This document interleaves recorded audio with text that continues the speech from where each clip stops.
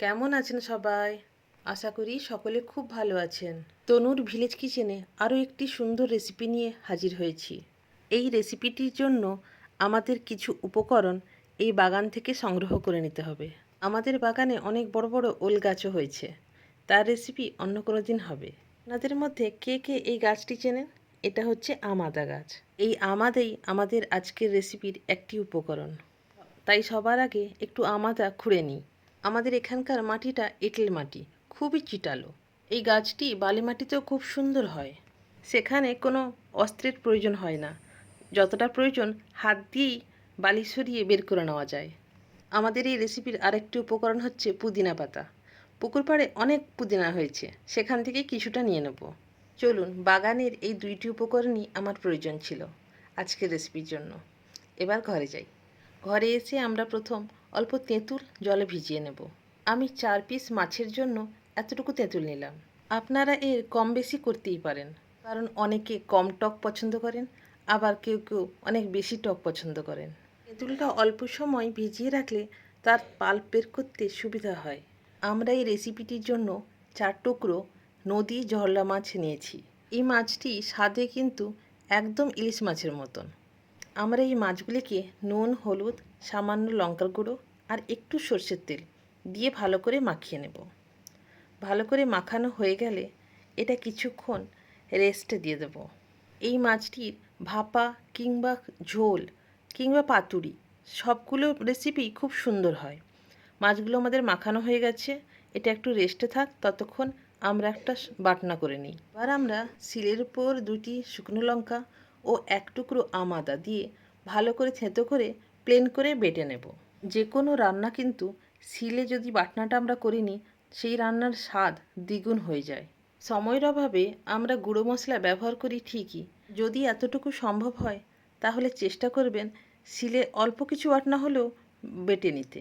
তাহলে বুঝতে পারবেন যে বাটা মশলা আর গুঁড়ো মশলার তফাৎটা কোথায়। আমাদের এই আমাদা আর লঙ্কা বাটনাটা হয়ে গেছে। এবার এটাকে আমরা একটা পাত্রে তুলে নেব। রেসিপিটি স্কিপ না করে পুরোটা দেখার অনুরোধ রইল। আশা করি আপনাদের ভালো লাগবে। এখানে মাছটাও আমাদের অনেকক্ষণ রেস্টে রয়েছে। আমরা এই সময় তেঁতুলটা চটকে পাল্পটা বের করে নেব।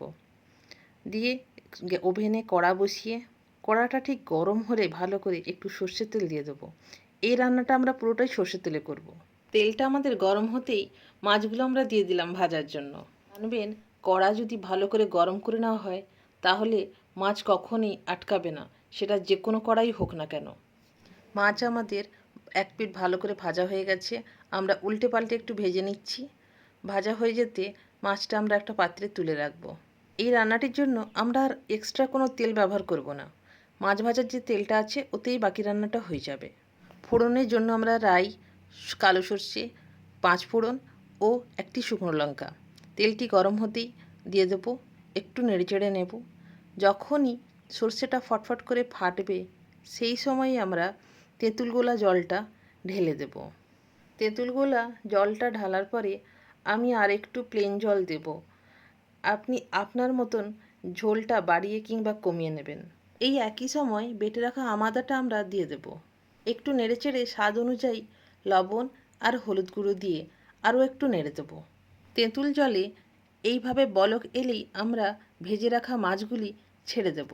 এইভাবে মাছগুলো কিছুক্ষণ ফুটুক, ততক্ষণে আমরা পুদিনা পাতাগুলি ভালো করে জল ঢেলে ধুয়ে নেব। পুদিনা পাতাগুলি ধোয়া হয়ে গেলে তার শক্ত ডাঁটিগুলি ফেলে দিয়ে পাতাগুলি শুধু নিয়ে নেব। এভাবে টকের উপর ছড়িয়ে দেব আর মিনিট 2-3 ঢাকা দিয়ে ফুটিয়ে নেব। আমাদের এই রেসিপিটি সম্পূর্ণ তৈরি। এবার শুধুমাত্র ওপর থেকে সামান্য সর্ষের তেল ছড়িয়ে নামিয়ে নেব। এই রেসিপিটি হলো জহরলা মাছের আমাদা তেঁতুল টক। এইভাবে এই মাছটি একবার বানাবেন, আশা করি আপনাদের সকলের খুবই ভালো লাগবে।